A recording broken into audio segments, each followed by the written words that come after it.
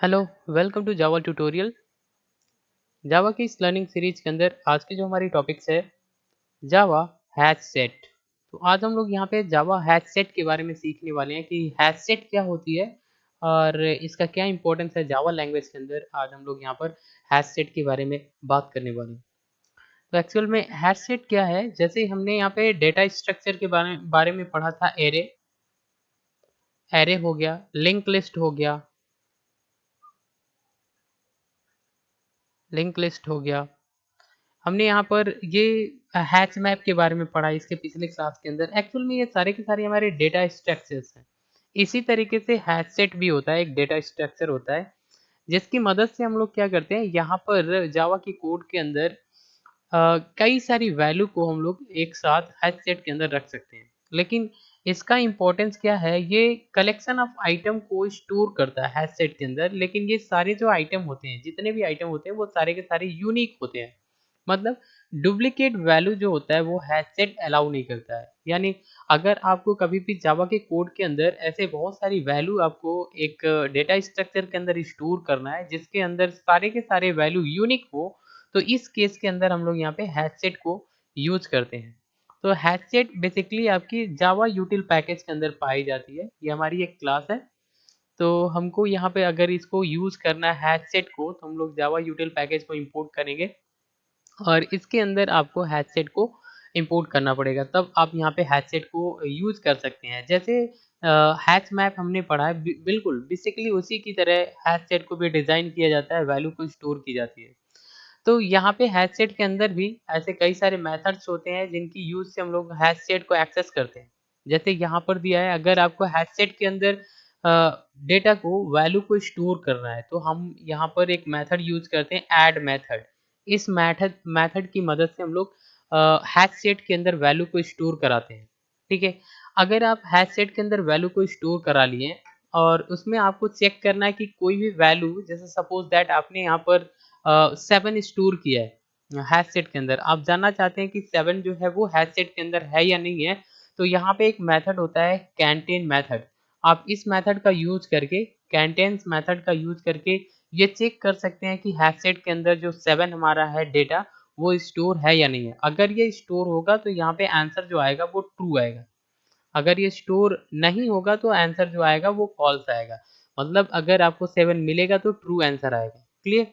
और यहाँ पे अगर आपको कोई भी एलिमेंट को हैश सेट के अंदर से रिमूव करना है, तो हम लोग यहाँ पे रिमूव मेथड का यूज करके हैश सेट के अंदर से एलिमेंट को बहुत ही आसानी से रिमूव कर सकते हैं। इवन आपको पूरा, अगर हैश सेट को क्लियर करना है, जितना भी वैल्यू आपने स्टोर किया है वो सारी वैल्यू को आपको हटाना है, यानी हैश सेट को क्लियर करना है, तो हम लोग यहाँ पे क्लियर मेथड का यूज कर सकते हैं। और अगर हैश सेट के अंदर आपने जितना भी वैल्यू रखा है उसकी साइज आपको फाइंड करना है, तो साइज मेथड का यूज करके यहाँ पे हम हैश सेट के अंदर साइज को फाइंड कर सकते हैं कि हैश सेट की कितनी साइज है। तो ये सारा काम आप यहाँ पे हैश सेट को डिजाइन कर सकते हैं, एलिमेंट को रिमूव कर सकते हैं, एलिमेंट को रख सकते हैं, पूरे एलिमेंट को रिमूव कर सकते हैं, इसका साइज फाइंड करना है तो फाइंड कर सकते हैं। इवन आपको ये चीज चेक करना है कि कोई एलिमेंट आपकी हैश सेट में प्रेजेंट है या नहीं है, तो हम यहाँ पे कैंटेन मेथड का यूज करके ये भी चेक कर सकते हैं। तो चलिए हम लोग एक एग्जांपल लेते हैं ताकि इसको देख पाएं कि किस तरीके से डिजाइन किया जाता है, एलिमेंट को कैसे ऐड कराई जाती है हैश सेट के अंदर। एक एग्जांपल के माध्यम से देखते हैं। तो सबसे पहले अगर आपको हैश सेट को यूज करना है जावा के कोड के अंदर, तो आपको सबसे पहले यूटिल पैकेज को इंपोर्ट करना पड़ेगा और इसके अंदर जो हैश सेट क्लास है इसको भी इंपोर्ट करना पड़ेगा। तो लिखना होगा आपको import java.util.hashset। ये आपको लाइन आपको लिखना है। इसके बाद यहाँ पे आपको एक क्लास बनाना है, तो इसको आप पब्लिक कर लेंगे। तो हमने लिखा पब्लिक क्लास main7 नाम का, हमने main7 नाम का एक क्लास बनाया। यहाँ पे आप जो चाहे वो क्लास रख सकते हैं, लेकिन इस क्लास को पब्लिक कर देना ताकि आप इसको आसानी से एक्सेस कर पाए। इसके बाद इस क्लास के अंदर आते हैं, तो हमको यहाँ पे मैन मेथड यूज करना पड़ेगा। तो लिखेंगे public static void main string arg। यहाँ पे हमने मेन मेथड को यूज किया।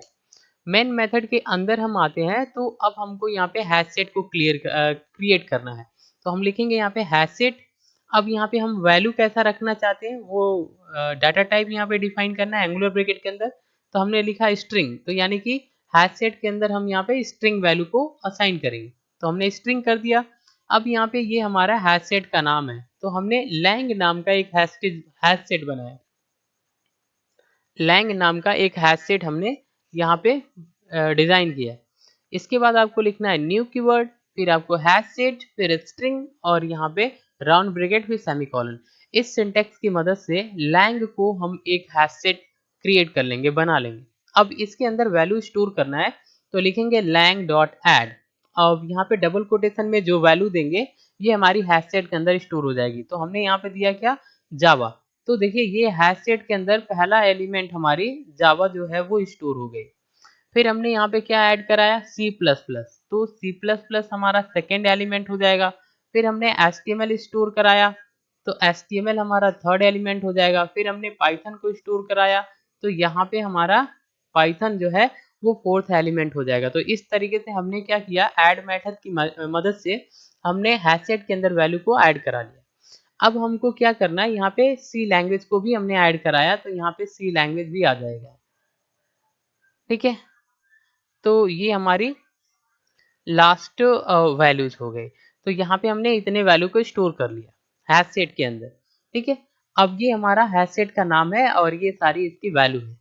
अब यहाँ पे हमको क्या करना है, इसकी साइज फाइंड करना है। तो देखिए यहाँ पे बेसिकली हमने कितने वैल्यू रखा है, 1 2 3 4 5, तो साइज इसकी कितना आएगा, 5।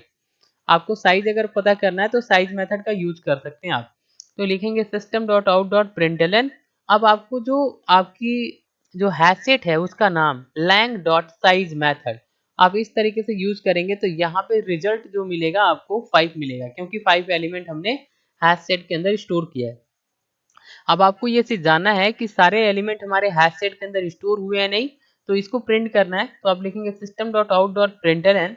अब इसके बाद यहाँ पे आपका जो होगा हैश सेट का नाम होगा। तो हैश सेट का नाम यहाँ पे आपको क्या देना है, लैंग देना है। मेक श्योर कि आपकी कोई एरर ना हो, तो आप यहाँ पे लैंग लिखेंगे, क्लियर। और यहाँ पर यहाँ भी आपको क्या करना है, लैंग लिखना है, लैंग। और जब भी आपको यहाँ पर हैश सेट को यूज करना है, तो जो भी मेथड आप यूज करेंगे तो यहाँ पे आप हैश सेट को लगाना इंपॉर्टेंट होता है, लैंग, क्लियर। अब यहाँ पे आपको क्या करना है, जब आप यहाँ पे प्रिंट करेंगे तो यहाँ भी आपको लैंग को यूज करना है, क्लियर।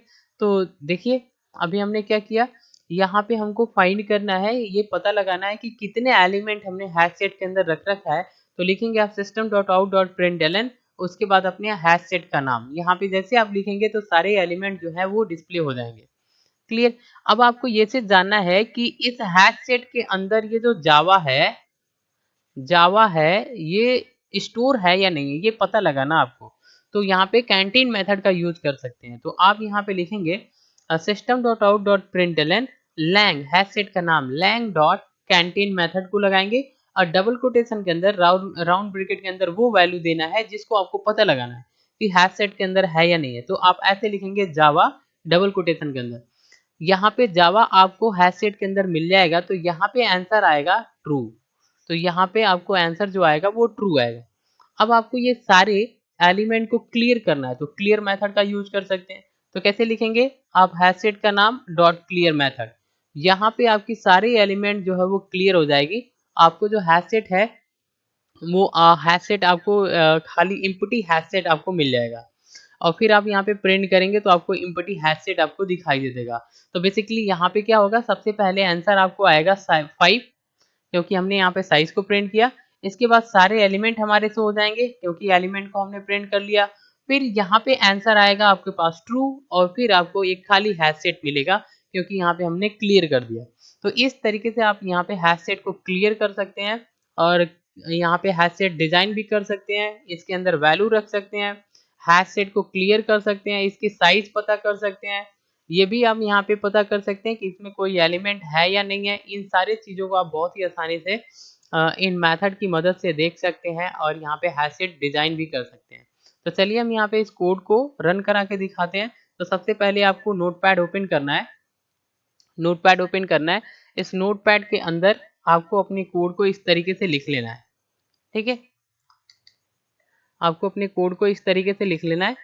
अब यहाँ पे क्या करना है, इसको ये जो मेन 7 है इस नाम से आपको सेव करना है। तो सेव में जाना है और यहाँ पर आपको सेव एज, यहाँ पे अपने नाम को दे देना है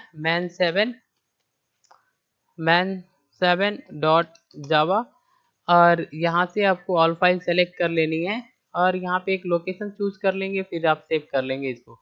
तो इस तरीके से हमने क्या किया, इसको सेव कर लिया। अब आपको इसको रन कराना है तो cmd आप ओपन करेंगे, cmd ओपन करना है, और यहाँ पे मेक श्योर ये जो आपको है, आप यहाँ पे डेस्कटॉप पे हो। अगर आप डेस्कटॉप पे नहीं है तो डेस्कटॉप पे चले जाएंगे, क्योंकि आपका फाइल जो है डेस्कटॉप पे है। अब आपको यहाँ पे कंपाइल करना है, लिखना है जावा सी, आपके फाइल का नाम man7 डॉट जावा, और इंटर करना है। जैसे आप इंटर करेंगे तो यहाँ पे आपकी कंपाइल हो जाएगी, एरर रहेगा तो शो होगा, नहीं तो आपकी एरर शो नहीं होगी। ठीक है, तो अब यहाँ पे हमारा कंपाइल हो चुका है। अब हमको रन कराना है, सी को हटा देंगे और इंटर करेंगे। तो देखिए यहाँ पे हमने सबसे पहले यहाँ पे प्रिंट किया तो सारी हमारी वैल्यू जो है वो दिखाई दे दी। C plus plus, Java, C language, HTML and Python, ये चीज हमारी जो है ये वैल्यू है हैश सेट के अंदर हमने स्टोर कर रखा है। हमने साइज पता लगाया तो यहाँ पे 5 हमको पता चल गया है, क्योंकि यहाँ पे हमारे पास 5 एलिमेंट हैश सेट के अंदर है। फिर हमने यहाँ पे देखा था कि जावा जो है हैश सेट के अंदर कैंटेन है या नहीं है, तो कैंटेन मेथड की मदद से हमने जावा को चेक किया तो यहाँ पे ट्रू आंसर आया, क्योंकि जावा हैश सेट के अंदर है। फिर हमने यहाँ पे क्लियर कर दिया था तो ये खाली हैश सेट हमको मिल गया, यहाँ पे इम्पटी हैश सेट। तो इस तरीके से यहाँ पर हैश सेट को आप डिजाइन कर सकते हैं, उसको एक्सेस कर सकते हैं, रन करा सकते हैं जावा की कोड के अंदर। आज के लिए बस इतना ही। Thanks for watching. अगर ये वीडियो इन्फॉर्मेटिव लग रही है तो चैनल को सब्सक्राइब करिए एंड शेयर करिए। Thanks for watching.